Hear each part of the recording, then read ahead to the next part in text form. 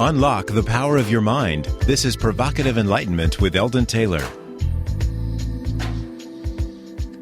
Welcome to another hour of provocative insights and sometimes even more provocative questions surrounding the entire notion of enlightenment, mind and consciousness, what it means to be human, and all those tangential things that just might arise out of this inquiry and somehow, in some way, perhaps really matter. This show exists to confront the difficult and often ignored questions. I am witness every day to a special sort of dissonance that seems to be infecting the minds of many. I wish to expose our inattention and the sometimes automatic, adaptive means by which it is possible to shortchange our highest selves. To this end, our show earnestly seeks to gain added enlightenment.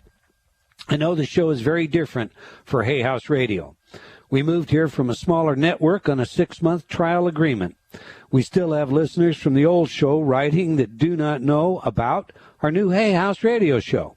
When they do, I tell them where they can find us, and I hope they're listening today. Just a day or so ago, Sylvana wrote, "Hi, Eldon, not trying to pressure you, but I was wondering if you continue your Mind Matters radio show. I enjoy it a lot, and I thank you for your time and effort to offer this kind of thought-provoking material. If you like our show, please let Hay House know, and be sure to sign up for my free newsletter when you visit eldontaylor.com. That way, if we end up moving the 1st of April when the agreement is up, you'll know where we went." Okay, now to our letters. We received a lot of mail last week, and much of it still from the show with Neil Donald Walsh. Anonymous says, "Who are you to question Neil Donald Walsh?" Well, Anonymous, I'm just a person, like Neil, that puts his pants on one leg at a time. Elaine wrote, "I missed a couple of programs since the Neil radio show and will be subscribing to Hay House Radio for that reason, to not miss a thing. I digress. I wrote Neil about what I felt was his ego-centered attitude in the era of his discourse. He had, it seemed, attitude, and you were not at all flustered. Thank you so much for your experience, insight, intelligence, and your spirit of humanity. I wondered who was the God having a conversation with Neil when I heard his comments. He obviously has and has had something to offer. Also proves that we should prove all things." Well, thanks, Elaine. You know, research shows that when most people are in the presence of a so-called authority, the area of their brain that makes decisions, that discriminates, literally turns off.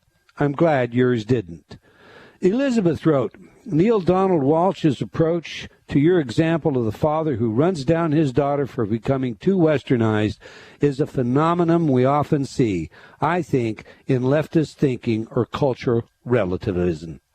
Here in Denmark, we have had a huge debate some years ago during what was referred to as the cartoon crisis of a newspaper printing cartoon showing the face of Muhammad. I think most of us remember that. That's my addition. And the reactions there, too. I was puzzled about those people who I knew to uphold humanistic values and human rights, which in the case of Islam suddenly seemed to almost endorse values to the total opposite. In my understanding, these people, in their seeking to empathize and understand, end up making excuses for these kinds of actions, when what they really want, I believe, is to just understand and perhaps forgive in a higher context. This way, they come in a roundabout way to, in fact, accept and endorse something that really is against their own values, because, also in accordance with their values, all people are intrinsically good, and all evil can be explained and understood." Listen, Elizabeth, to that I can only say amen. J.H. writes, "It sounds like Mr. Walsh may benefit from reading into the philosophy of ethics and from doing a bit more work on his model for being human. Since he reaches thousands daily through his writings, many of them may benefit as well." Chris writes, "Love your Hay House radio show. I enjoy listening for the full program to provocative speakers. While the call-in shows are helpful to many, I love a full show of listening to your ideas and those of your guests." John writes, "Outstanding, thought-provoking topics, diverse points of view, and truly unique thinkers are featured. Mind candy at its best." Hey, John, thanks a bunch. That's exactly what we strive for here. Ann writes, I'm excited to learn more about Dr. Taylor's work. I'm enjoying the Hay House radio broadcast. I find myself smiling at Dr. Taylor's cut-to-the-core insight and not so common sense. The guest lineup has been unusual and thought-provoking. And Ann, thank you, and we'll continue to try and do just that. Yule wrote regarding Neil Donald Walsh, I've enjoyed your books, your Intertalk CDs, and your work immensely. I have been friends with Haska Harrison for 23 years and studied with Jonah continuously during that time. I suggest that you read the works of Dr. David Hawkins, M.D., Ph.D. I have read those, Yule, and I don't think he comes down quite in the same place as Neil Donald Walsh. But I'll tell you what, we have Hawkins and Haska Harrison, the Jonah channel, scheduled to be on our show in the near future, so you want to be sure and listen in. Lane writes, hello, I'm loving your radio show. I enjoy your guests and the fact that you're willing to talk about sensitive issues. Thank you, Lorraine. That's why we do the show. That's what it's about. Carol wrote, I ordered your wonderful book. I like that. Thank you, Carol. I ordered your wonderful book, Mind Programming, when it was released, and I continue to incorporate many of the exercises from the second half of it. I also constantly play the Intertalk Serenity CD that was included in the book in my living room, and not only have I and my 3 cats calmed down and displayed more peace daily, my houseplants are more beautiful and lush than ever before. I believe it is all connected. Thank you for your dedication to our evolution toward love and peace. Thank you, Carol. I mean, genuinely, thank you very much. For those of you that have not yet picked up a copy of my book, Mind Programming, which comes with a free Serenity CD, be sure to check out the special offer at my website, eldontaylor.com. I promise that this is a book. This is really a must-read for conscious living. You might also want to check out the special offer on my New York Times bestseller, Choices and Illusions, while you're there. It's in paperback and really affordable now. All right, that's all the time we have for your letters today, but I assure you, I do read and answer them all, and I appreciate you sending them in. You can write me by going to eldontaylor.com, where you can submit your comments, or you can join me on Facebook and leave your comments there. If you like this show, be sure to tell your friends. Now to this week's subject and guest. The survival of life after death and what one encounters should be something we are all interested in. I, like many, have often joked about the absence of a manual to teach us about life. That is, we don't get that good old owner's manual that tells us all about the vehicle we're about to find ourselves in. The guarantee, if any, the operating instructions, troubleshooting, has a special help guide, like you do on your computer. I mean, wouldn't it be nice if we all received a PDF, the portable document file, with hot links to assist us with all the various sources of confusion and decisions that we face in life? Since we don't have this manual, we don't get it, is it possible to assemble such a thing for the next life? Is there really any such thing as a next life? If so, what should we expect when we step from this side to wherever that other side might be? I recently watched, once again, the wonderful film Meet Joe Black. If you haven't seen this one, you should. There are a couple of lines in the movie that just touch a chord with me. One of those lines addresses how fast time flies. Quote, 65 years in a blink, end quote. The other grows out of a question. When Joe Black is asked about crossing over, quote, should I be afraid, end quote, he responds, not a man like you, end quote. That answer was given to an honorable man who had lived his life in an honorable way. What if you made mistakes? Would you encounter demons and dark spirits and punishment? Well, our next guest is absolutely not. And I don't know about you, but for me, that's encouraging. Our guest today uses hypnosis to regress subjects into prior lives. I used hypnosis for years, primarily in a forensic setting. I have hypnotized victims that could only tell us it was a very big gun, and had them under hypnosis describe the perpetrator so completely that arrests were made within a couple of hours. I've had victims describe their assailants in such detail that officers present recognized exactly who was being described, and I have had so-called victims and witnesses expose their lies under hypnosis and disclose their involvement in criminal activities. One thing I always guarded against was the possibility of generating a false memory. Perhaps you remember the to-do all-over false memory syndrome, hypnosis, and sexual abuse from a few years back. Now, here is my point. If you go to a hypnotist for a past life regression, you already expect certain things. That is, you probably believe in reincarnation. You think it plausible that you have lived before and so forth.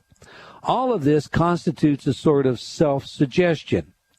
I have seen hypnotists actually suggest things like, what kind of bed do you sleep in? A poster bed, a bed on the floor? Describe your bed. The problem with this kind of question is that it leads the subject into finding a bed. The minute the hypnotist suggests something, anything, the resulting statement should be seriously questioned. If, as a forensic hypnotist, required to go into a court of law and testify about the information that we obtained under hypnosis, I were to ask a question such as, what was the man wearing when he held up the store? The information would be thrown out. Why? Because I suggested that it was a man. Simple as that. Remember, hypnosis is a state of hypersuggestibility. How then does a hypnotist regress someone and find about their past lives without some suggestion entering into the entire matter? Well, what if you simply obtained the information quite by accident? Maybe you were asking about something else entirely, only to stumble upon a past life. Okay, now, if you can authenticate information of that sort, you really have my attention. How about you? Our guest today did just that in the very beginning, but I'll let him tell you all about it in just a couple of minutes. I know what I think about all of this. What do you think? What are your ideas and your questions? We want your input. What is there about the afterlife that you would like to know? You can also join us by calling toll-free 1-866-254-1579. And international callers can dial the country code then 760-918-4300. Now to today's guest. Dr. Michael Newton is the founder of the Michael Newton Institute for Life Between Lives Hypnotherapy, and he served as their first president from 2002 to 2005.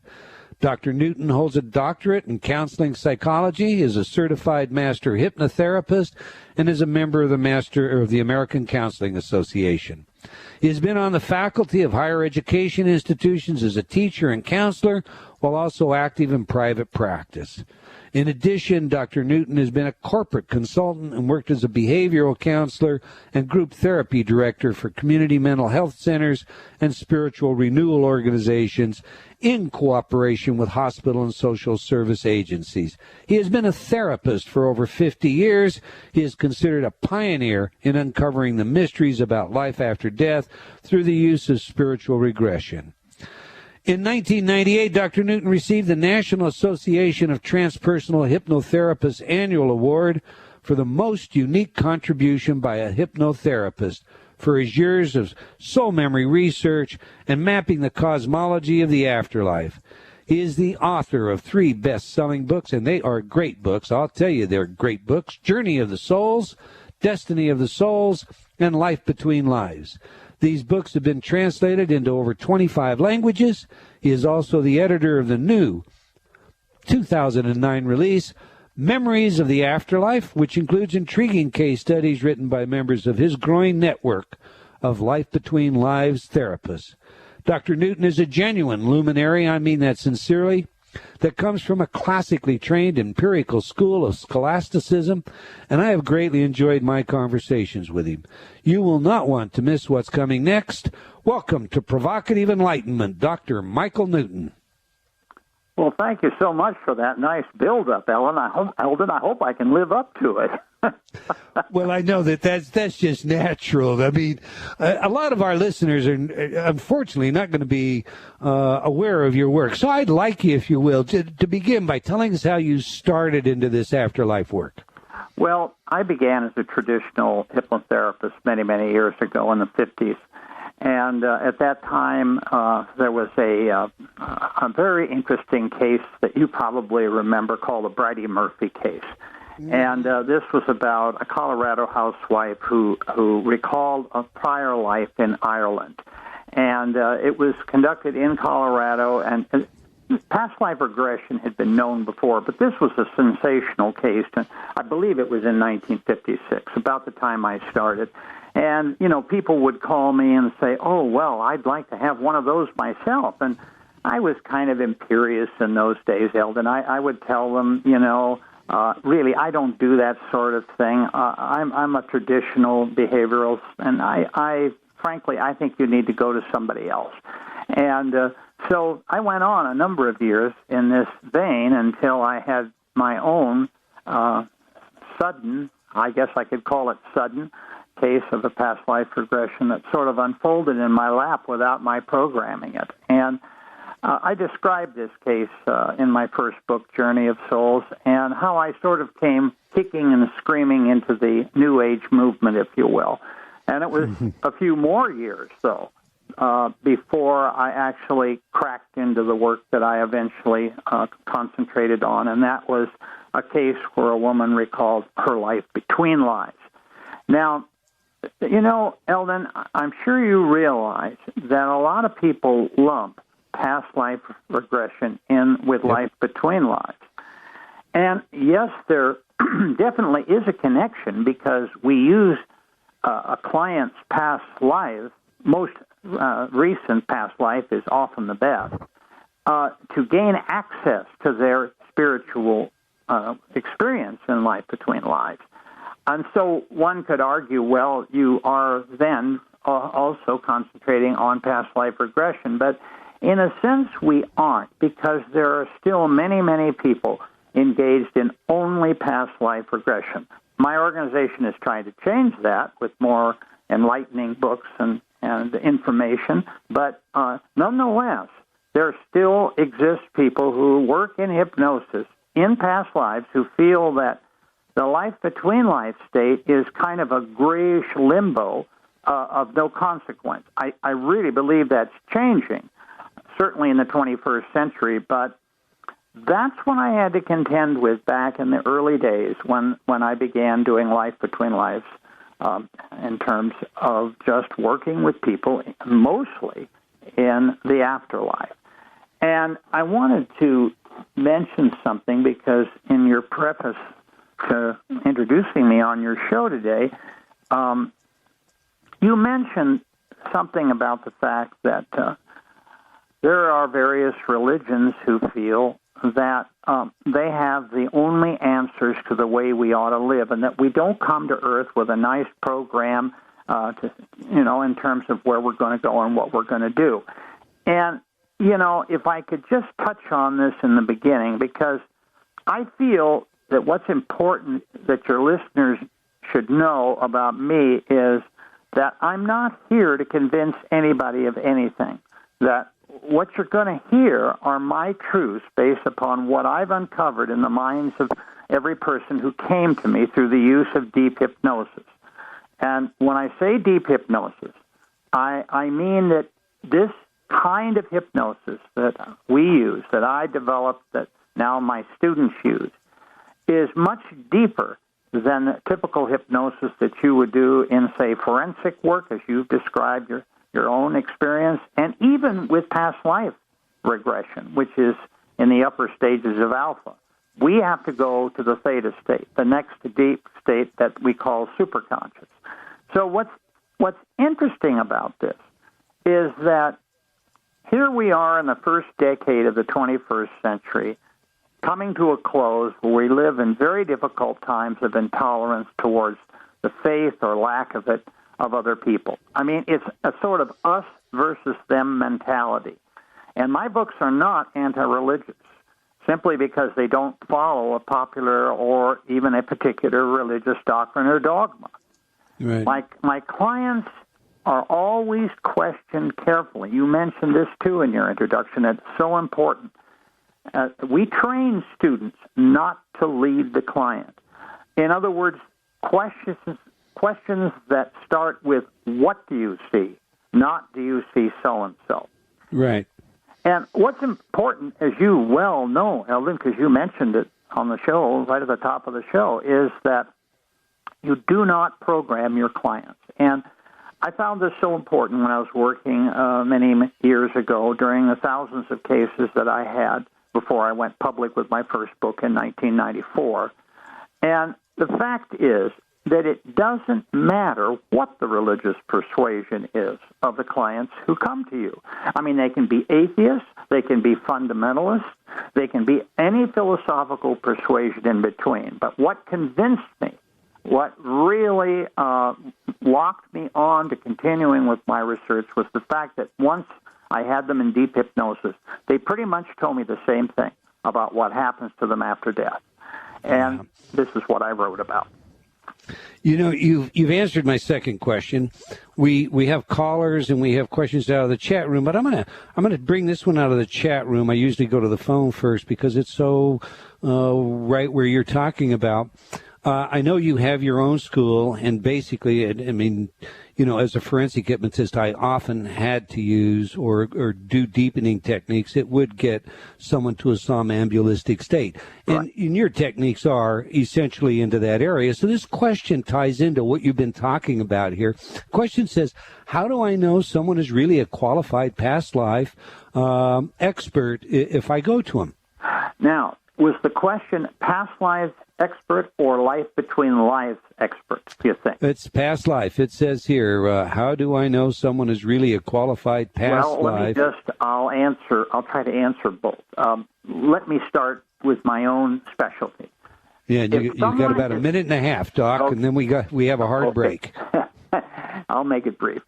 If someone is searching for an experienced life between life therapist, I would really suggest that they go to newtoninstitute.org, www.newtoninstitute.org. Everybody that's on that list has been certified by us, and we're the only school in the country that specializes only in that field. Now, there are others, of course, who have past life work, and there are other schools of hypnosis that don't really get into it at all.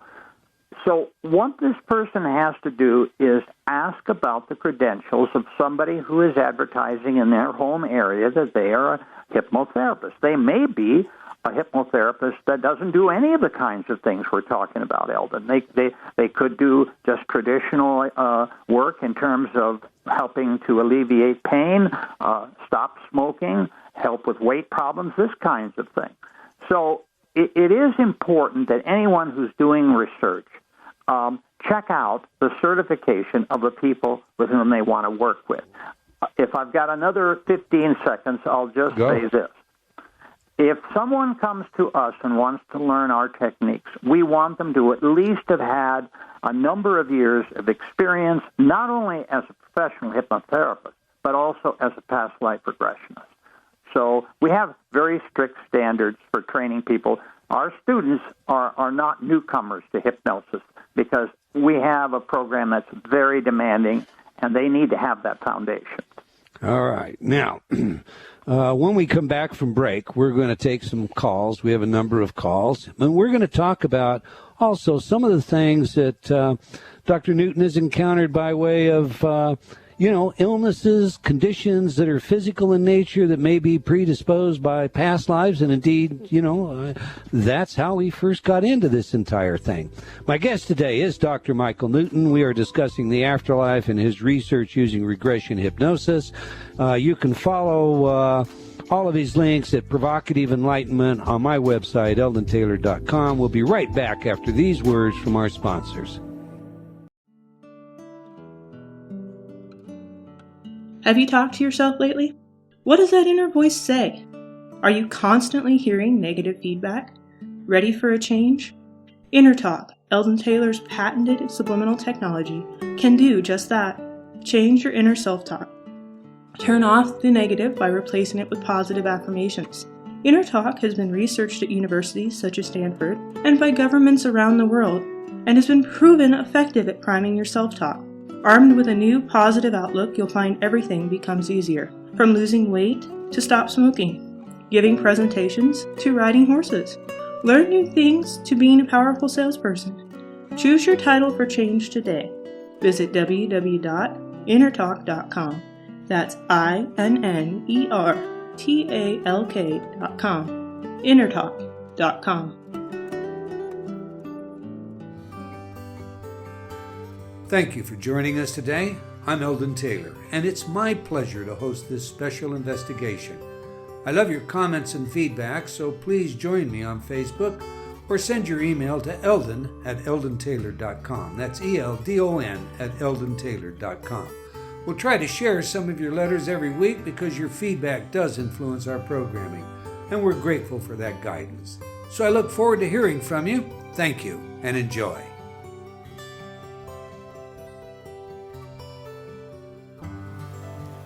Every day, every moment, we face choices. Yet, how many of those choices are truly our own? Are you ready to step onto the path of discovery? Read Eldon Taylor's New York Times bestseller, Choices and Illusions, now revised, updated, and expanded. Eldon combines provocative information, scientific research, and his own life's journey into a powerful message that we have the power to change. All we must do is be willing to choose to take the chance and change. Get your copy today from all bookstores.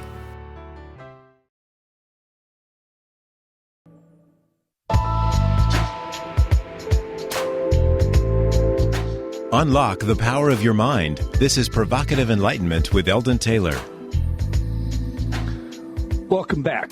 Before we get back into today's show, I want to remind you that the free InnerTalk MP3 files I told you about last week are available at my InnerTalk site. I'm getting email here saying, where are they? InnerTalk, INNERTALK.com. Use the left-hand navigation pane, and you can just follow the 3 free MP3 files. Enjoy them. There are a lot of good programs there, and they're there, to assist you. Okay, if you just joined us, my guest today is Dr. Michael Newton, and we're talking about the afterlife, and we've got a stack of great questions, Dr. Newton. So I'm going to go first to the phone. I want to get these questions in. I'll talk to you about my own questions in private if we run out of time. Kathy in Burbank, California. You're on the air with Dr. Michael Newton. Hello. Listen, I'll be as succinct as possible. I had a catastrophic illness 2 years ago, and they brought me back a couple of times. But I had an experience, a near-death experience, but it reminded me at the age of about 3.5, then at about 9, then at age 26, I had, and when at 13, I had experiences that were what I read to be something like divine intervention, awareness of purpose in my life that took me out of my immediate circumstances to recognize something that was not, it was not a future or a life that I could have imagined on my own. Well, Kathy, what you've described is an NDE experience, near-death experience. Yes.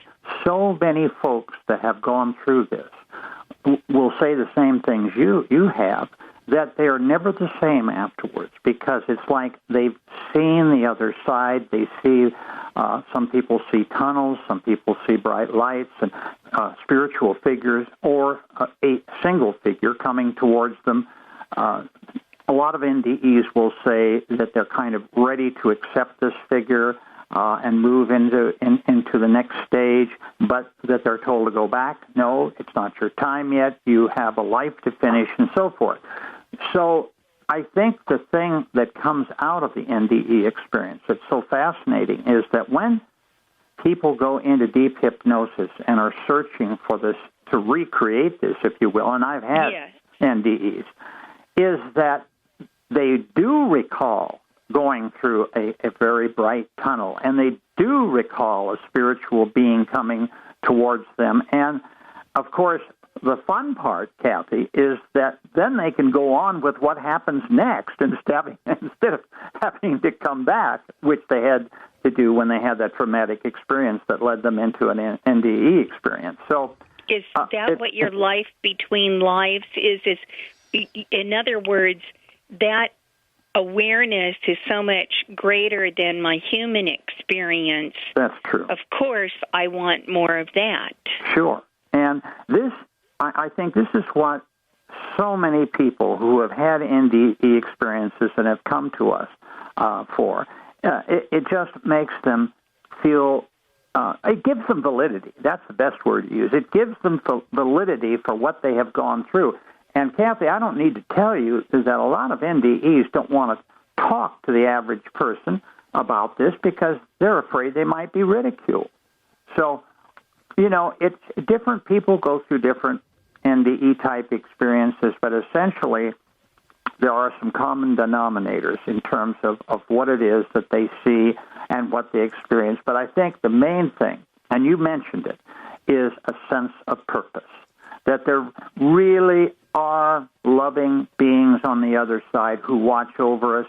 And, yes, some of us have terribly difficult lives, but everything has a purpose. It's very karmic in that sense. And I think the NDE comes away with, in most cases, comes away with this sense of purpose like you've described. So it's very empowering. Well, I'm looking forward to knowing more about your work and your books. Thank you so much. Well, thank you, Kathy. Thank you for calling, Kathy. All right, let's get Patricia out of Knoxville, Tennessee up. Patricia, you're on the air. Yes, Dr. Newton, I'm so pleased. Someone gave me your book about maybe 10 years ago, and it profoundly impacted my belief system. My question to you is, I've had several experiences with past life regression, and I felt like I was guessing, I was imagining, I didn't feel, and maybe you answered the question earlier about the depth of the hypnosis, but I felt like I was just kind of guessing as I was imagining things. I wasn't sure when I got through if it was I understand, Patricia. And even people who have very successful sessions will say when they finally wake up, did I really say that? I didn't feel like I was in hypnosis. And, you get those things, but certainly the concerns that you have for whether you were deep enough are real. And, I don't know the person that you work with, and I can't comment on something of which I have no knowledge. Sure. But just to say that people are different in terms of the time that it takes them to go to the depth that they need to go to in order to answer these kinds of questions.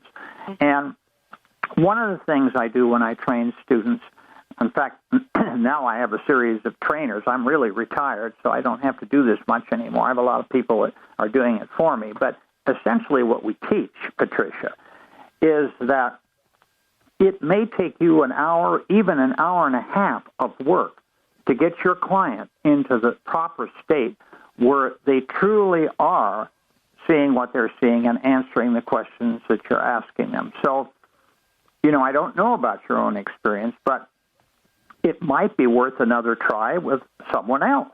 You know what I'm saying?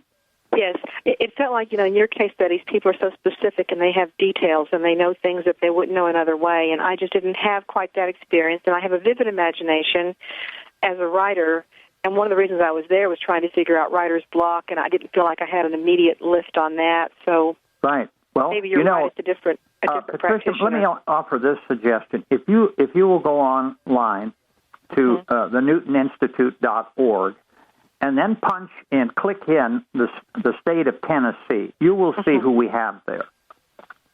My suggestion is to call this person. Now, certainly you could go to the yellow pages and just try someone else at random. So I'm kind of biased in knowing that my own people are very, very well trained. So, you have a couple of alternatives here, but I would suggest that you give it another chance.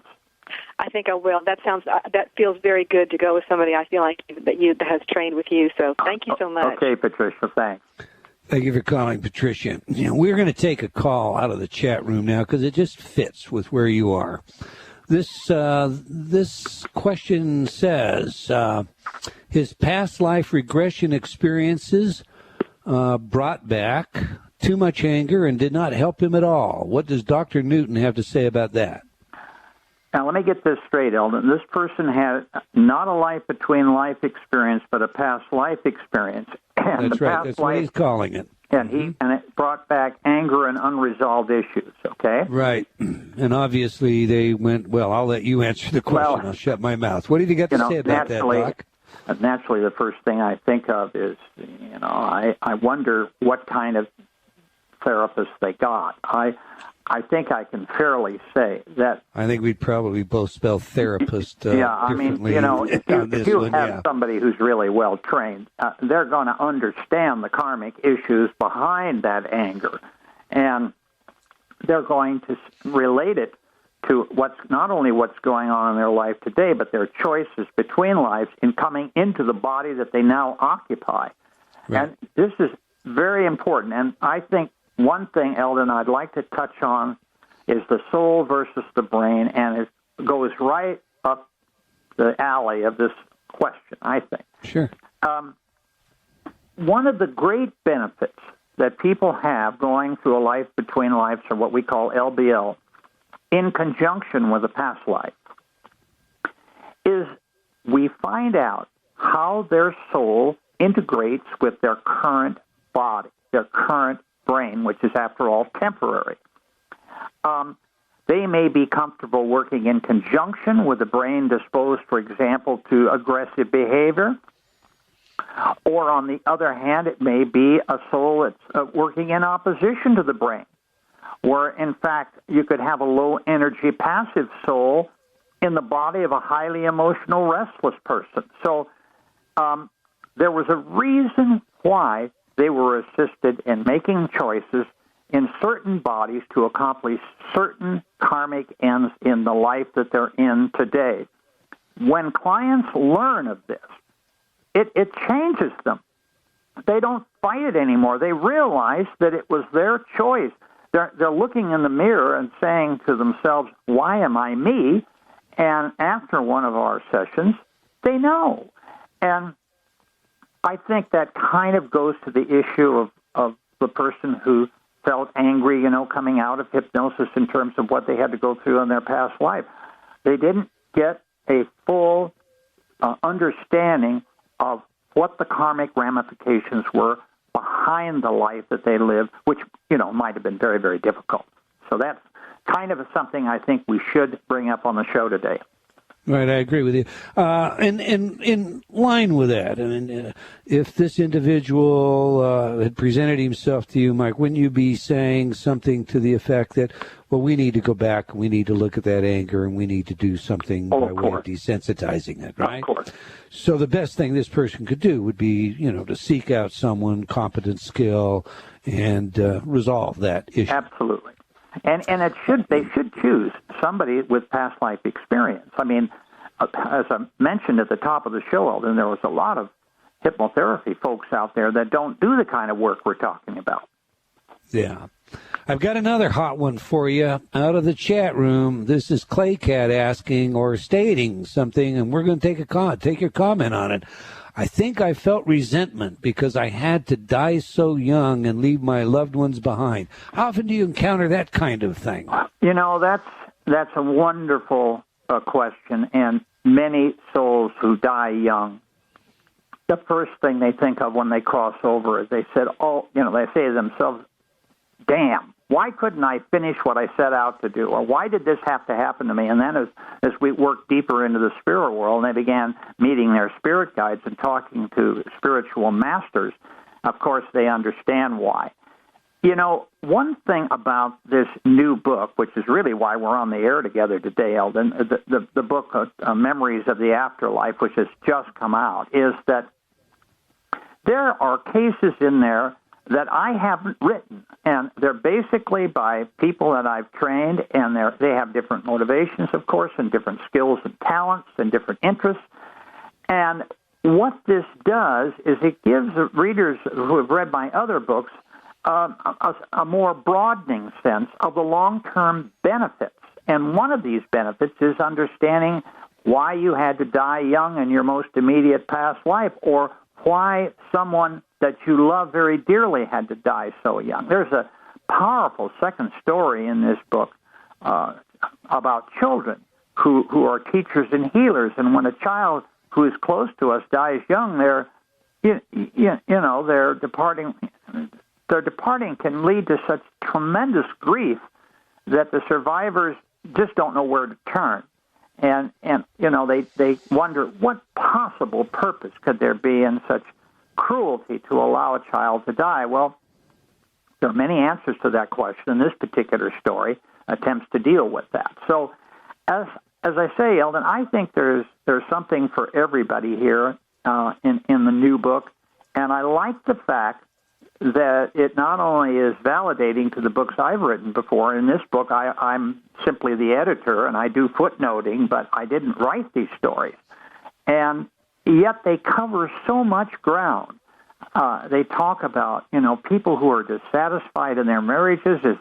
Am I not with my soulmate, or am I with the person I'm supposed to be, or why am I unloved, or I feel like I'm unloved? Am I living? What am I here for? Yeah, what am I here for? And who am I? And, there's feelings of lack of self-worth, and you can imagine all the gamut of questions that people have. Great book, great read. Let's get another caller in here. Cheryl from Roanoke, Virginia. I understand you've got some hot questions. Bring them to the doctor. What can we do for you today? Okay, well, thanks for taking my call. Cheryl, I'm scared already.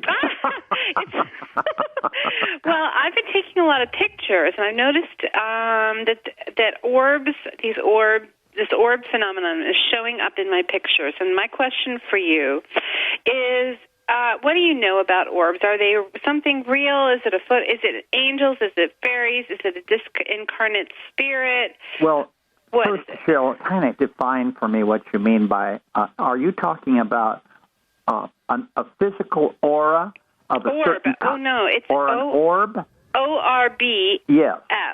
The little white dots that show up in photos sometimes. I want to tell you honestly, Cheryl, that I know nothing about that. I don't work in that area. But I have had people who have told me that there is meaning to this. And I wish I could help you, but I simply, I don't know. I have people who have seen things in pictures that they later can describe in deep hypnosis what they're all about and so forth. Well, Cheryl, next week you may want to listen to my guest, who's J.Z. Knight, who says orbs, for all intent and purposes, are individuals that are having out-of-body experiences as well as helpers and so forth. Oh, cool. Understand, Cheryl, there are people who are capable of seeing spirits from the other side. And so, you know, there are certain gifted people, and they don't necessarily have to be psychics. I don't happen to be one of them, but I've had many clients who when they describe the people that have passed before them in this life or in other lives, will tell me that they have seen them, you know, as kind of like apparitions in their current body. Mm-hmm, mm-hmm. So, I think it's a very interesting field, and I hope you get your answers. Well, thanks. Do you think that we can actually be living our past life simultaneously to this life? No, dear, I really don't. No? No, really, one life at a time is enough. Remember, you have a different body, okay? Okay. All right, Cheryl. Thank you. You bet. Thanks for calling, Cheryl. Now, listen, I have to ask you this one coming off of that, because we get a lot of this kind of conversation. I know you do, especially with the eschatological events, you know, Armageddon, end times, and all that related to 2012. I know you personally don't do, or didn't do at one time at least, forward hypnosis, progressive hypnosis, progression, no. I believe is. No, it's future progression. But you have encountered individuals. What's your take on 2012, other than the fact we're going to be crowded, I think, like you and your wife used to discuss? Well, I don't feel that. I think 2012 is really basically coming from Hollywood. Now, I hope I haven't insulted any of your listeners, Eldon, but 2012, when you really look at the Mayan codexes, and I've spent some time down in Central America, talked to some archaeologists there about the way in which the Mayans measured time and what it meant to them. And most of these folks will tell you that we're basically going to enter a new Mayan cycle. It does not have to be Armageddon. And in fact, there's no reference, I think, from the Mayan scholars who have studied this in Mayan theology of an Armageddon at the end of any one of these cycles. So, it's... I know I'm on the same page with you, Doc. On December 31st, I'm going to throw out an old calendar. Right. I'm going to hang up a new one. Right. Okay. All right. Listen, I had to ask that. When we have a caller from Boston, Massachusetts, I believe Ricky, you're on the air. Hello. Have I got your name right? Yes, my nickname is Ricky. I'm a lady, but my nickname is Ricky. Hi, Ricky. Welcome. What can we help you with today? Yes, I realize we're on the radio, so I'll focus really clearly here. I've had maybe two very powerful sort of paranormal experiences in my life. One when I was 14, and one later. But lately, and it was very powerful and very specific and clear. But lately, I've been very recently, like this year, I've been feeling my deceased mother near me, and I've been feeling her very near me lately, and I feel like she's trying to tell me something. Okay. And I can't quite seem to tap into what she's trying to tell me. I was wondering if you had any advice. Yeah. I mean, it's a beautiful experience to feel like she's near me, but I feel like she's actually trying to tell me something. And I'm not sure what to do to make my channel more open. I'm wondering if you had First of all, advice. Ricky, let me just say that what you have described is something is a very beautiful thing for a lot of people. If they can be touched by someone who meant so much to them in some way. Well, As she a matter died with me here. So. Yeah.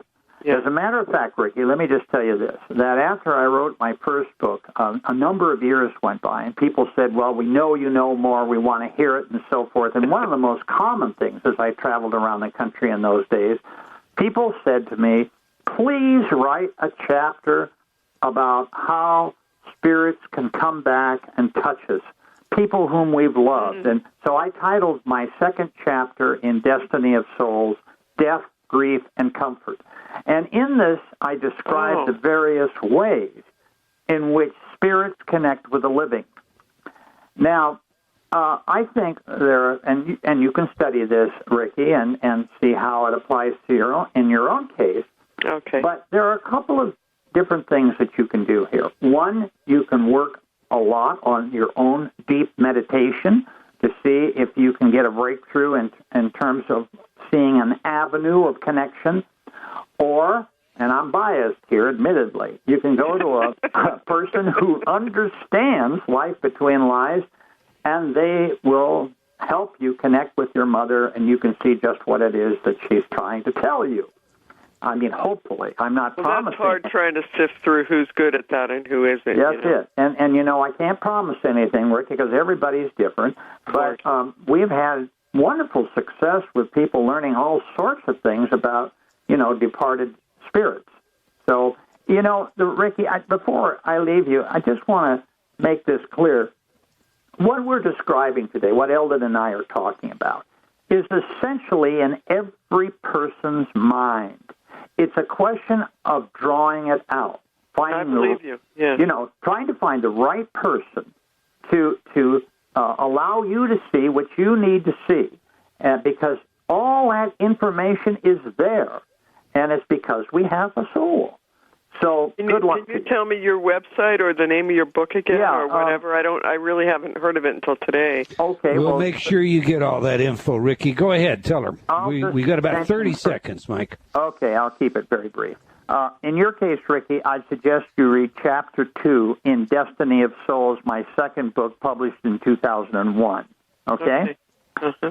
Secondly, I would go to our website, www.newtoninstitute.org, and click on somebody in your state that you feel you might like to work with, and if you wish to go further with this. And I also suggested you meditate. That you work really hard with that. I do. And hopefully something will come out of this that will help you understand, why this attempt is being made to reach you.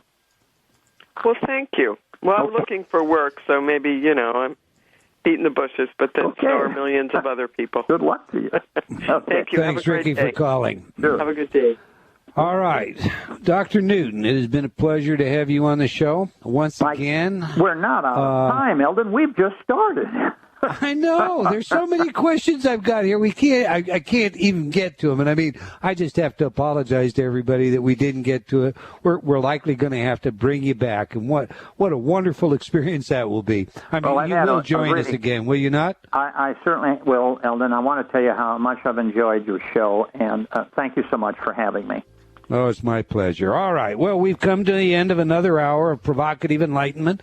I want to thank our guest today sincerely for joining us. I do recommend his books. You can find these links on my website, eldontaylor.com. Be sure to join us next week when J.Z. Knight, Ramtha, is my guest. You don't want to miss that one. Until then, to thine own self be true.